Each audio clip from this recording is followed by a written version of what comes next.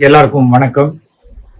இன்று தமிழ் திரையுலகின் ஒரு மிகப்பெரிய ஆளுமையான டைரக்டர் பாரதி ராஜா அவர்கள் மறைந்து விட்டார்கள் என்ற செய்தி விடிய காத்தால கிடைக்கும் போது ரொம்ப அதிர்ச்சியாக இருந்தது.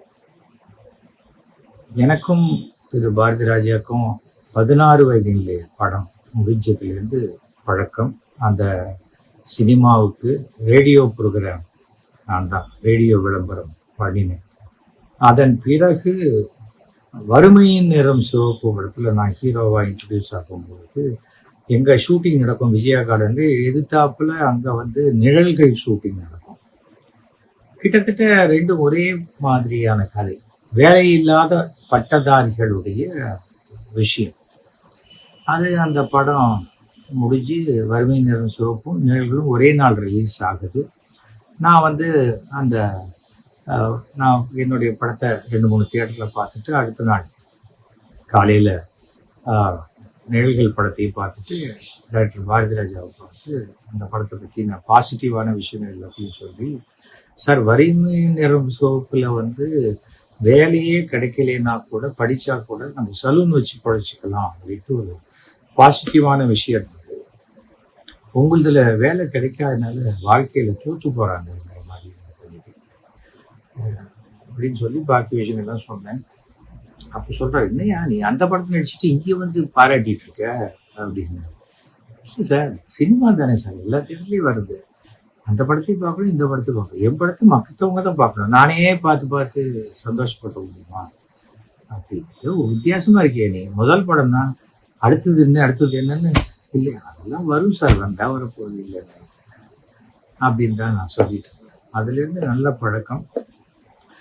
ஒரு முறை பாரதி ராஜா அவர்களும் என்னுடைய தந்தை எஸ்வி வெங்கட்ராமன் அவர்களும் ரஷ்யாவுக்கு ஃபிலிம் ஃபெஸ்டிவலுக்கு அந்த இன்விடேஷனில் போயிருந்தாங்க. அப்பா நிறையா அந்த ஃபாரின் கண்ட்ரிங்கிறதுனால அப்பா நிறையா அவரோட கூடவே இருந்து அவருக்கு ஹெல்ப் பண்ணோன்னே அவர் சொன்னாங்க, அப்பா என்ன எவ்வளோ பயங்கர ஜென்டில்மேன் அவங்க அப்பா, அதே மாதிரி தான் நீயும் இருக்க, அப்படிதான் சார் இருக்கணும் அப்படி. அதுக்கப்புறம் எப்போ பார்த்தாலும் எங்கள் அப்பாவை பற்றி ஒரு 2 வார்த்தை அவர் பேசாமல் இருக்கும்.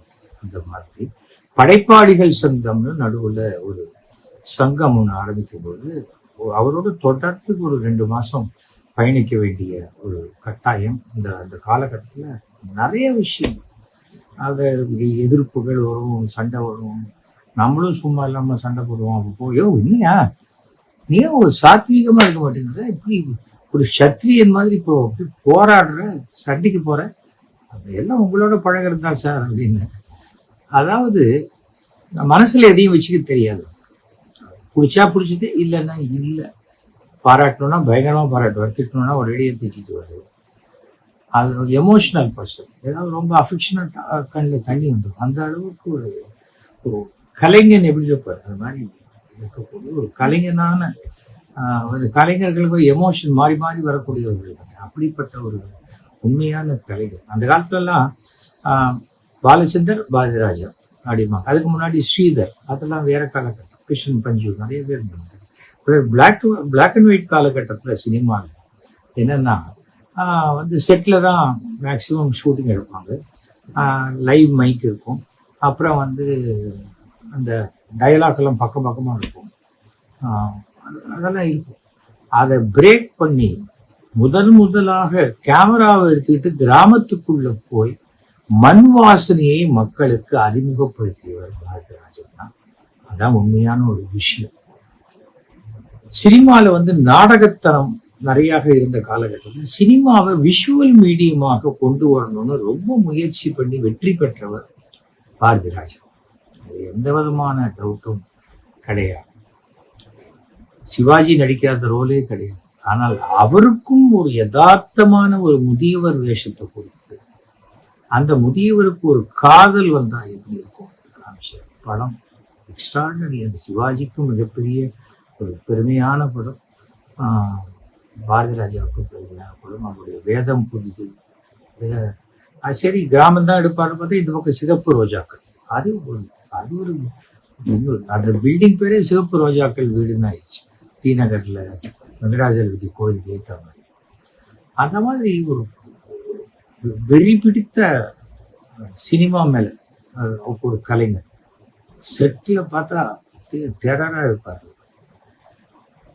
வெளியில பார்த்தா வேற மாதிரி பாரதி ராஜா. எல்லாருக்குமே வயதாகும், இறப்பு வரும். ஆனா என்னன்னா, அவர் இறப்பதற்கு முன்னால் அவருடைய மகன் இறந்து அந்த புத்திர சோகம் அவரை ரொம்ப பாதிச்சிருச்சு.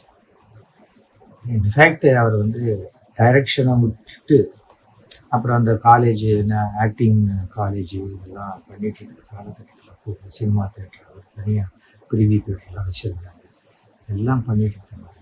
அப்புறம் பார்த்தா ஒரு நடிகனாக மறுபடியும் மிகப்பெரிய ஒரு பரிமாணத்தில் நிறையா எல்லா லேட்டஸ்ட் ஹீரோஸோடையும் படம் இருக்கின்றார். வித்தியாசமான கேரக்டர்ஸ். அவருடைய பெரிய ப்ளஸ்ஸு அந்த குரல். அவர் இந்த சினிமாவுடைய ஒரு வணக்கம் சொல்லும்பொழுது பார்த்தீங்கன்னா அதுக்கு வர கிளாப்ஸே ஜாஸ்தி. அப்படி வரக்கூடிய ஒரு மாபெரும் கலைஞர். அப்படிப்பட்ட கலைஞர் இறந்துட்டாரு. மனிதனாக பிறந்த எல்லாருக்குமே இறப்பு ஒரு நாள் உண்டு. ஆனால் சினிமாவில் நடிகனாக இருந்தவர்கள், சினிமா கலைஞர்களுக்கு இறப்பே கிடையாது.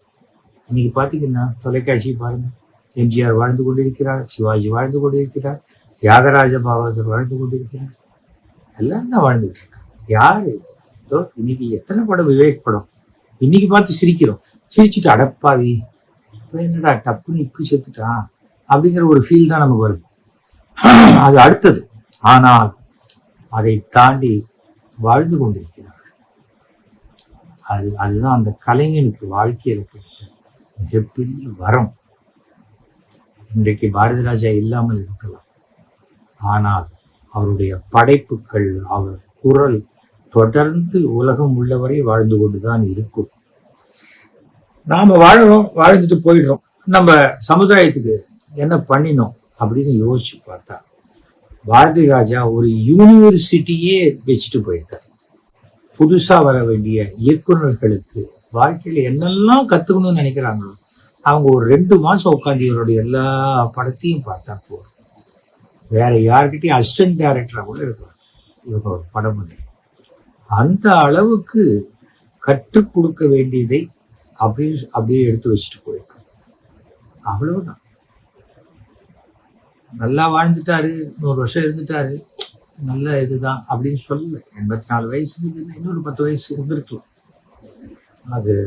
ஆனால் அப்படி கம்பீரமாக ஷர்ட்டை இன் பண்ணிட்டு ஜீன்ஸ் பேண்ட்டோட ஷூவை போட்டு பார்த்த பாரதி ராஜா திடீர்னு மூக்கிலே டியூபை சொருகி கட்டில படுத்த மாதிரி பார்த்துட்டு ரொம்ப சங்கடமாக இருந்தது. ரொம்ப நிஜமாவே அந்த குரலே கொஞ்சம் மாறும்போது என்னடா இவருக்கு கடவுளே படுத்துறாரு அப்படின்னு தான் தோணுச்சு. அதிலிருந்தெல்லாம் இந்த உடல் உபாதைகளிலிருந்தெல்லாம் விடுதலை அடைந்து அந்த உடலே வேண்டாம் அப்படின்ட்டு அந்த ஆத்மா கிளம்பிடுச்சு. அவருடைய ஆத்மா சாந்தி அடைய பிரார்த்திக்கின்றேன். அதே சமயம் irreparable லாஸ் அப்படின்னு சொல்லுவாங்க, ஈடு செய்ய முடியாத இழப்பு. அவருடைய மகள், மனைவி, குடும்பத்தார் எல்லாருக்கும் என்னுடைய ஆழ்ந்த அனுதாபங்களை நான் தெரிவித்துக் கொள்கிறேன். தமிழ் சினிமான்னு இல்லை, இந்திய சினிமாவுக்கே இவர் ஒரு எடுத்துக்காட்டாக இருந்திருக்கு. அதில் எந்த டவுட்டும் கிடையாது. அவர் படைப்புகள் வாழும் வரை, அது இருக்கும் வரை கண்டிப்பாக இருக்கும். பாரதி ராஜா என்ற பெயரும் இருந்து கொண்டு தான் இருக்கும். அதனால் எந்த விதமான நமக்கு நம்ம பார்த்து பழகினவங்க இல்லையேங்கிற நஷ்டம் நமக்கு தான். அதனால நமக்கு மனவேதனை பார்க்கலாம். அவரே அந்த உடல் வேண்டான்ட்டு கிளம்பிட்டார். எங்கே போனாலும் அந்த ஆத்மா சாந்தி அடைய வேண்டும் என்று பிரார்த்திக்கிறேன். அவருக்கு மறுபிறவின்னு ஒன்று இருந்ததுன்னா மறுபடியும் உலகத்தில் ஏதாவது ஒரு இடத்துல திருப்பி ஒரு டைரக்டராக தான் அவர் பிறப்பார், இல்லை நடிகராக. அப்படிப்பட்ட அந்த ஆத்மா அது அப்படி தான் தொடரும். அந்த விஷயங்கள் அந்த ஆத்மா சாந்தி அடைய மீண்டும் மீண்டும் பிரார்த்திக்கிறேன். என்னுடைய நமஸ்காரங்களை நான்